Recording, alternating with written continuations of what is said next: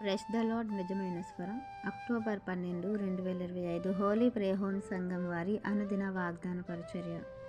నా ఉపదేశమును మీకు తెలిపేదను. సామెతల గ్రంథము 1వ అధ్యాయము 23వ వచనం.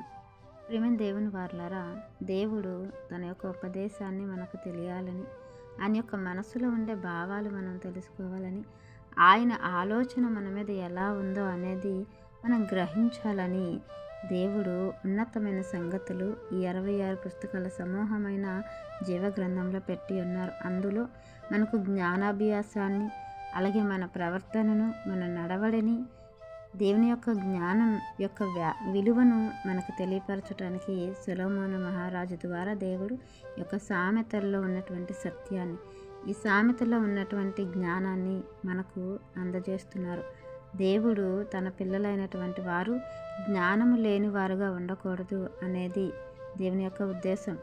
ఆయన మనకు సర్వసంపదలు, అత్యధికమైన జ్ఞానాన్ని ఇవ్వటానికి ఎంత ఇష్టపడతారంటే, దేవుడు ఉన్నటువంటి ఆ లోకానికి వెళ్ళటానికి మనము ఈ లోకంలో చేయవలసిన యాత్ర, విశ్వాస యాత్రలో ఎలా ఉండాలి, భక్తి జీవితంలో ఎలా ఉండాలి, దేవుని చిత్తాన్ని ఎలా తెలుసుకోవాలి, దేవుని చిత్తంలో ఎలాగ మనం జీవించాలి, ఆయన ప్రణాళికకు ఎలా మనం లోబడాలి, అలాంటి గొప్ప సంగతులన్నీ మనకు తెలియపరిచి దేవునికి దగ్గరవుతూ మన యొక్క విశ్వాస జీవితాన్ని కాపాడుకోవడానికి, మనకున్నటువంటి నిరీక్షణకు మనము చేరుకునేంత వరకు కూడా ఈ యొక్క దేవుని జ్ఞానం అనేది, లేదంటే దేవుడి యొక్క ఉపదేశం మూలముగా మనం తెలుసుకున్న ప్రతి సంగతిని కూడా, దేవుని యొక్క వాక్కు నెరవేర్పును కూడా మనము గ్రహించి దానిని అనుసరించి నడుచుకున్నప్పుడు మనము మన గురి యొద్దకే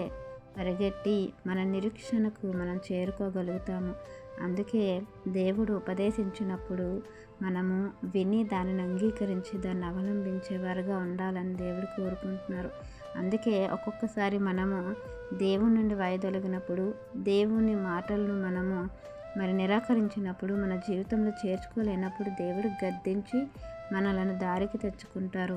అంత మాత్రమే కాదు, ఆయన యొక్క సర్వసత్యంలో మనం నడవటానికి, ఆయన జ్ఞానంలో మనం ఉండటానికి పరిశుద్ధాత్మను కూడా మన మీద కుమ్మరిస్తున్నానని కూడా దేవుడు సెలవిస్తూ ఉన్నారు.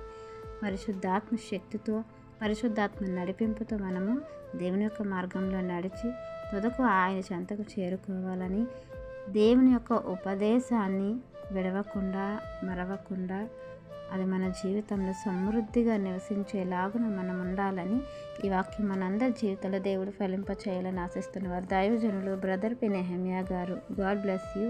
ఆమెన్.